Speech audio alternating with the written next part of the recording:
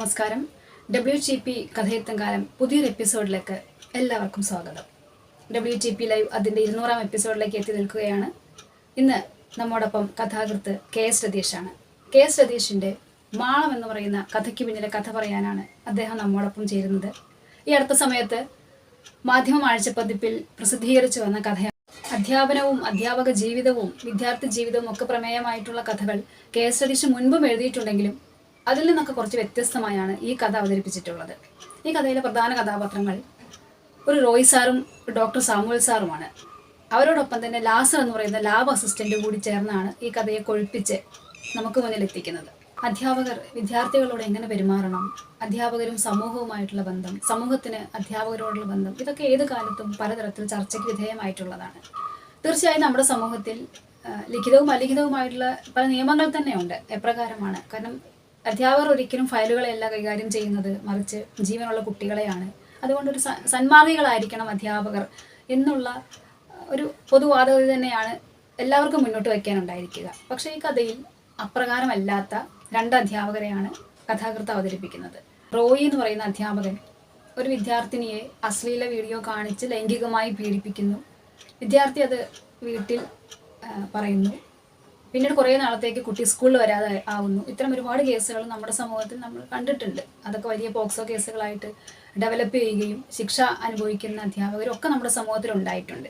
പക്ഷേ ഇവിടെ ഒരു അധ്യാപകൻ വളരെ ചുളുവിൽ രക്ഷപ്പെടുന്നത് പോലെയൊക്കെയാണ് ഈ കഥയിൽ അവതരിപ്പിക്കപ്പെടുന്നത്. പക്ഷേ നമ്മൾ നിരീക്ഷിക്കുന്നത് ഒരിക്കൽ പോലും കഥാകൃത്ത് അധ്യാപകൻ എന്ന നിലയിലോ കഥാകൃത്ത് എന്ന നിലയിലോ ഒരു കഥാപാത്രത്തിൻ്റെയോ ഒരു സന്ദർഭത്തിൻ്റെയോ പക്ഷം പിടിക്കുകയോ പക്ഷം ചേരുകയോ അല്ലെങ്കിൽ ഉപദേശിയായി പ്രവർത്തിക്കുകയോ ഒന്നും ചെയ്യുന്നില്ല. വായനക്കാരുടെ ഇഷ്ടത്തിന് കഥയെ അഴിച്ചു വിട്ടിരിക്കുകയാണ്. ഒരു കുട്ടി കുറേ നാൾ സ്കൂളിൽ വന്നില്ലെങ്കിൽ തീർച്ചയായിട്ടും അധ്യാപകർ അന്വേഷിക്കും എന്താണ് കുട്ടിക്ക് സംഭവിച്ചത്, എന്താണ് അതിൻ്റെ പശ്ചാത്തലം എന്നൊക്കെ അവർ അന്വേഷിക്കും. അപ്പോൾ ഇവിടെയും ഈ കഥയിലും സ്വാഭാവികമായും അധ്യാപകരെല്ലാം കൂടി കുട്ടിയുടെ വീട്ടിൽ ചെല്ലുന്നു. അതിനകത്ത് ഈ റോയ് സാറുമുണ്ട്. ഈ കുട്ടിയെ ഉപദ്രവിക്കാൻ ശ്രമിച്ച റോയ് സാറുമുണ്ട്. അപ്പോൾ റോയ് സാറെ കാണുമ്പോൾ തന്നെ കുട്ടിയുടെ അമ്മ തിരിച്ചറിയുന്നുണ്ട്.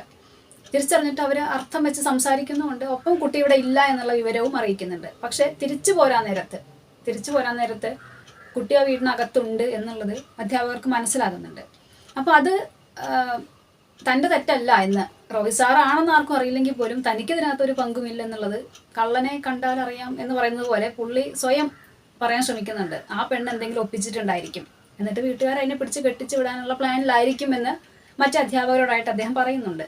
അങ്ങനെ ഭവന സന്ദർശനമൊക്കെ കഴിഞ്ഞ് ഏകദേശം തനിക്കൊരു പ്രശ്നവുമില്ല എന്ന വിചാരത്തിൽ റോയ് സാറ് ഒരു ദിവസം വൈകിട്ട് ബാറിൽ നിന്ന് ഇറങ്ങി വരുമ്പോൾ ഈ കുട്ടിയുടെ അച്ഛൻ കത്തി കാട്ടി അയാളെ ഭീഷണിപ്പെടുത്തുന്നുണ്ട്.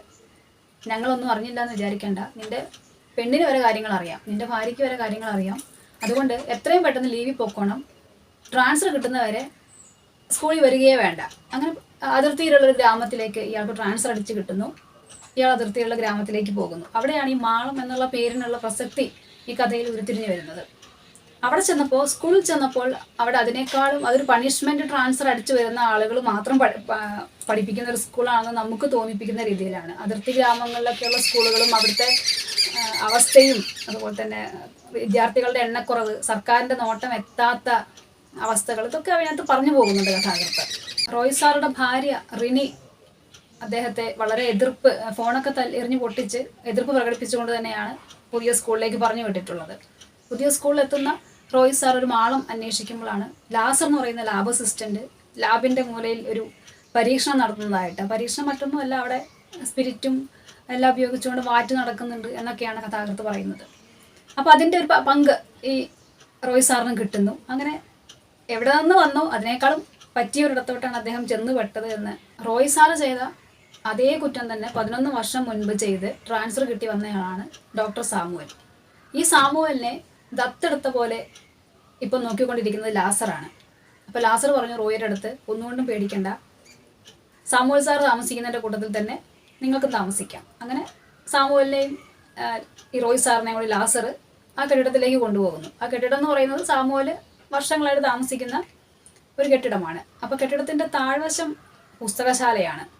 ഈ പുസ്തകശാലയിലെ പുസ്തകങ്ങളൊക്കെ വായിച്ചു തീർത്തുകൊണ്ട് ഓഷോയുടെ വലിയ ആരാധകനൊക്കെ ആയിട്ടാണ് സാമുവലിനെ ഈ കഥയിൽ അവതരിപ്പിക്കുന്നത്.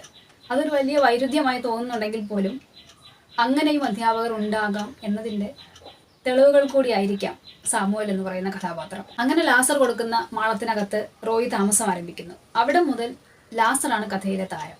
ലാസർ വലിക്കുന്ന ചരടിനനുസരിച്ച് റോയിയും സാമുവലും തുള്ളുന്നത് നമുക്ക് കാണാൻ പറ്റും. ലാസർ ഒരു ഇടത്തിൽ പറയുന്നുണ്ട്, സാമുവലിന്റെ ശമ്പളം പോലും വരുന്നത് എൻ്റെ അക്കൗണ്ടിലേക്കാണ്, അതുപോലെ റോയി സാറിന്റെ ശമ്പളം എൻ്റെ അക്കൗണ്ടിലേക്ക് തന്നെ മാറ്റിയാൽ മതി, നിങ്ങളുടെ എല്ലാ കാര്യങ്ങളും ഞാൻ നോക്കും, നിങ്ങൾ പുറം ലോകവുമായിട്ട് ഒരു തരത്തിലും ബന്ധപ്പെടേണ്ടതായിട്ട് വരില്ല. ഇവർക്ക് വേണ്ട എല്ലാത്തരം ദാസ്യവേല അടക്കം അവർക്ക് വേണ്ട ഭക്ഷണം ഉണ്ടാക്കി കൊടുക്കുകയും അവിടുത്തെ കുളിമുറി അടക്കം എല്ലാം കഴുകി വൃത്തിയാക്കുകയും അങ്ങനെ ശരിക്കും ഒരു അടിമയെ പോലെയാണ് ലാസർ ഇവർക്ക് മുന്നിൽ പ്രവർത്തിക്കുന്നതെങ്കിലും ഈ കഥയിലെ ചരട് വലിക്കുന്ന ആളായി ലാസർ പിന്നീട് അങ്ങോട്ട് പോവുകയാണ്. റോയിയോടുള്ള എതിർപ്പ് കൊണ്ട് റിനി ഫോണൊക്കെ എറിഞ്ഞു പൊട്ടിച്ചാണ് റോയിയെ യാത്രയാക്കിയതെങ്കിലും ഒരു ഘട്ടം കഴിയുമ്പോൾ റിനിയോട് സംസാരിക്കണം, റിനിയെ വിളിക്കണം എന്നുള്ള ആഗ്രഹം റോയിയുടെ ഉള്ളിൽ ശക്തമാകുന്നു. അങ്ങനെ ലാസർ കൊടുത്തൊരു ചെറിയ ഫോണുണ്ട് റൂമിനകത്ത്, അതിൽ ഇയാൾ റിനിയെ വിളിക്കാൻ ശ്രമിക്കുന്നു, കണക്റ്റ് ആവുന്നില്ല. പക്ഷെ പിന്നീട് ലാസർ വന്ന് അത് മനസ്സിലാക്കുമ്പോൾ അയാൾ ആ നമ്പർ ഫോണിൽ നിന്ന് ഡിലീറ്റ് ചെയ്ത് കളയുന്നുണ്ട്. എന്നിട്ട് പറയുന്നുണ്ട്, ഒരുങ്ങി നിൽക്കണം, നാളെ നമുക്കൊരിടം വരെ പോകാനുണ്ടെന്ന്. അതായത് സാമുവലിൻ്റേതുപോലെ തന്നെ റോയിക്കും കുടുംബവുമായിട്ടുള്ള മുഴുവൻ ബന്ധങ്ങളും വിച്ഛേദിക്കുന്ന ഒരു സ്റ്റേറ്റ്മെൻ്റ് ആയിട്ടാണ് ലാസറിൻ്റെ ആ ഡയലോഗ് ഈ കഥയിൽ നിൽക്കുന്നത്. അധ്യാപകൻ കൂടിയായ KS രതീഷ് എന്തുകൊണ്ട് ഇങ്ങനൊരു കഥ എഴുതി, എന്താണ് ഈ കഥയ്ക്ക് പിന്നിലെ കഥ എന്ന് പറയാൻ നമ്മോടൊപ്പം ചേരുന്നു. WTP ലൈവിലെ എല്ലാ പ്രിയപ്പെട്ടവർക്കും നമസ്കാരം. ഞാന് KS രതീഷ്. എല്ലാ മനുഷ്യർക്കും, ഭൂമിയിലെ സകല മനുഷ്യർക്കും കള്ളം പറയാനും കഥ പറയാനും മതിയായ ചില കാരണങ്ങളുണ്ടാവും. എനിക്കും അതുപോലെ തന്നെയാണ്, ഞാനും അത്തരത്തിൽ തന്നെയാണ്. എനിക്കും കഥ പറയാൻ മതിയായ ചില കാരണങ്ങളുണ്ട്. അങ്ങനെ ഏറ്റവും ഒടുവിൽ അച്ചടിച്ചു വന്ന മാധ്യമം ആഴ്ചപ്പതിപ്പിൽ അച്ചടിച്ചു വന്ന മാളം എന്ന കഥയെക്കുറിച്ച്, അതിന്റെ രചനാ പശ്ചാത്തലത്തെക്കുറിച്ച്, അത് എഴുതാനിടയായ സാഹചര്യത്തെക്കുറിച്ച് നിങ്ങളോട് രണ്ടു വാക്ക് പറയാനാണ് WTP ലൈവിലൂടെ എനിക്ക് ഈ അവസരം ലഭിച്ചത്. വളരെ സന്തോഷം. അതിന്റെ ഭാരവാഹികളോട്, സംഘാടകരോട് എല്ലാ നന്ദിയും അറിയിക്കുന്നു. ഒരു മനുഷ്യൻ കഥ പറയുന്നത് പലപ്പോഴും തന്റെ ഭയത്തെ അല്ലെങ്കിൽ തന്റെ അസ്വസ്ഥതയെ ചവിട്ടി പുറത്താക്കാനായിരിക്കും എന്നാണ് എന്റെ ഊഹം. ഞാൻ അങ്ങനെയാണ്. ഞാനൊരു അധ്യാപകനാണ്. സ്വാഭാവികമായിട്ട് അധ്യാപക ലോകത്ത് സംഭവിക്കുന്ന എല്ലാ പ്രവണതകളോടും എല്ലാ പ്രശ്നങ്ങളോടും പ്രതിസന്ധികളോടും എനിക്കും എന്ത് ചെയ്യേണ്ടി വരും, അതിനോട് സമരസപ്പെടുകയോ സമരം ചെയ്യുകയോ ഒക്കെ ചെയ്യേണ്ടി വരും. അങ്ങനെ ഒരു സമരത്തിൽ നിന്നാണ് മാളം എന്ന ഒരു കഥ ഉണ്ടായത്. കഥ ഉണ്ടായത് പല കാലങ്ങളിലാണെന്ന് പറയണം. വളരെ കാലങ്ങൾക്ക് മുമ്പ് എൻ്റെ ഒരു സഹപ്രവർത്തകൻ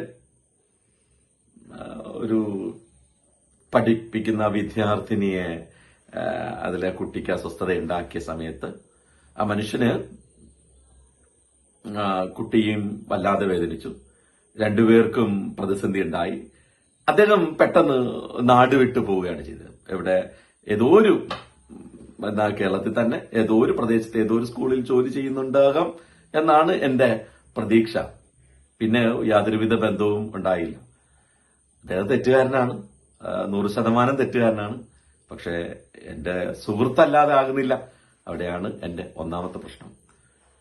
2, ഞാന് ഒരു അധ്യാപകനായിരിക്കുമ്പോൾ തന്നെ എന്റെ സുഹൃത്തിന് പറ്റിയ അബദ്ധം എനിക്ക് പറ്റാതിരിക്കാൻ ഏറ്റവും ശ്രമിക്കും. പക്ഷെ ഞാനൊക്കെ സാധാരണ വളരെ ദുർബലനായ ഒരു അധ്യാപകനാണ്.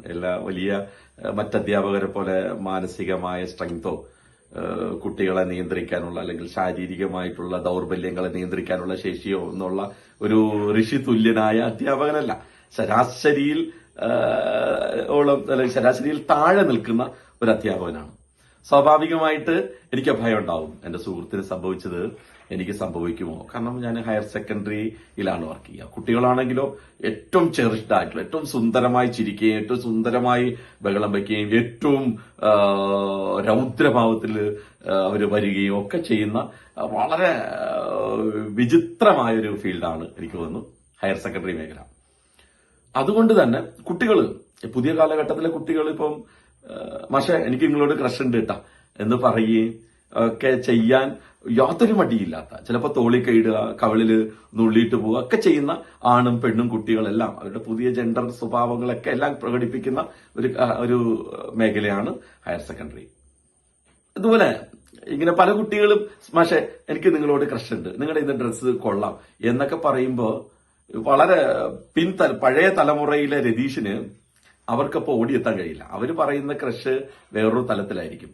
ഈ പഴയ തലമുറയിലെ രതീഷ് അതിൽ നിന്നെടുക്കുന്ന ആ ഒരു അതിൽ നിന്നെടുക്കുന്ന ഒരു കാര്യമുണ്ടല്ലോ, ഈ പെണ്ണിനെ കുറിച്ച് എന്താ പറഞ്ഞത് എന്നെടുക്കുന്നത് അത്ര തൃപ്തികരമായിരിക്കില്ല. കാരണം അവർക്ക് അത്രയും സംസ്കരിച്ചവനല്ല, അവരുടെ കാലത്തിനൊത്ത് വളർന്ന ആളല്ല പഴമൂട് അധ്യാപകനായ രതീഷ്. അങ്ങനെ ഒരു ഭയം, രണ്ടാമത്തെ ഭയം.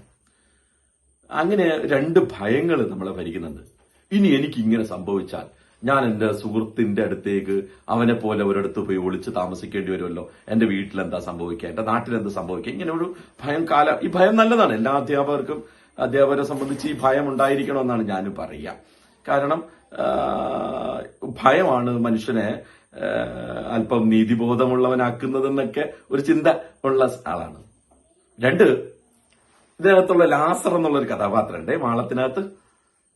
ഒരു സ്കൂളിനെ മുഴുവൻ നിയന്ത്രിക്കുന്ന ഒരു നോൺ ടീച്ചിങ് സ്റ്റാഫ്, അതായത് അവിടുത്തെ ഒരു ലാബ് അസിസ്റ്റന്റ്, ആ സ്കൂളിനെ മുഴുവൻ നിയന്ത്രിക്കുന്ന, പ്രിൻസിപ്പളിനെ നിയന്ത്രിക്കുന്ന, അധ്യാപകരെ നിയന്ത്രിക്കുന്ന, സ്റ്റാഫ് റൂമിനെ നിയന്ത്രിക്കുന്ന, ആ സ്കൂളിന് എന്ത് നിറം കൊടുക്കണമെന്ന് പോലും, അല്ലെങ്കിൽ അവിടെ സമരം നടത്തുന്നതിന് പോലും, കലോത്സവം നടത്തുന്നതിലൊക്കെ മതിയായ ഒരു പങ്ക് വഹിക്കുന്ന വേറൊരു വിചിത്രമായ കഥാപാത്രം.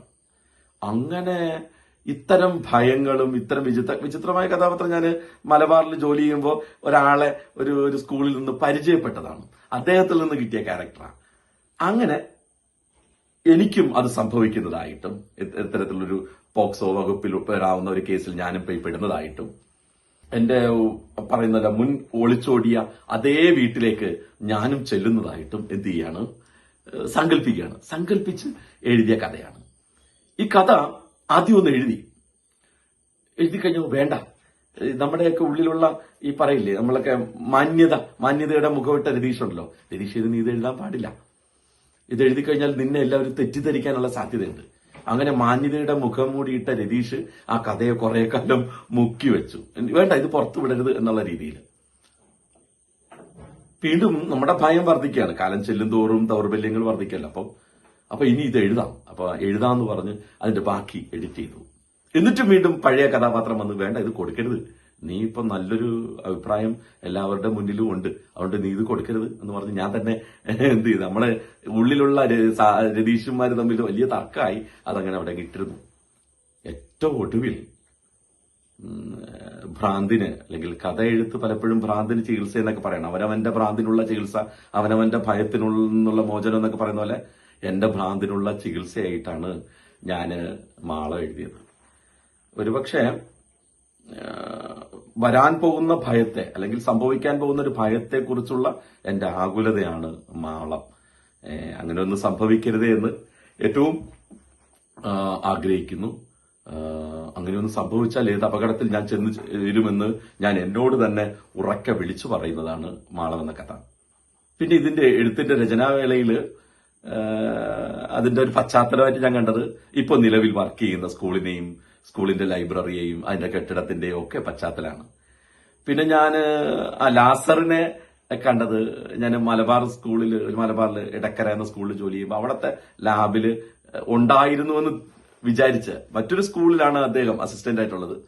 അദ്ദേഹത്തെ നമ്മുടെ ആ സ്കൂളിൽ കൊണ്ടുവന്നു. എന്നിട്ട്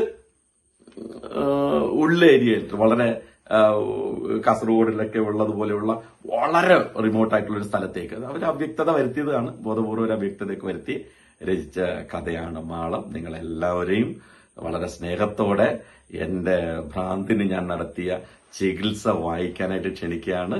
ഏറ്റവും സന്തോഷം.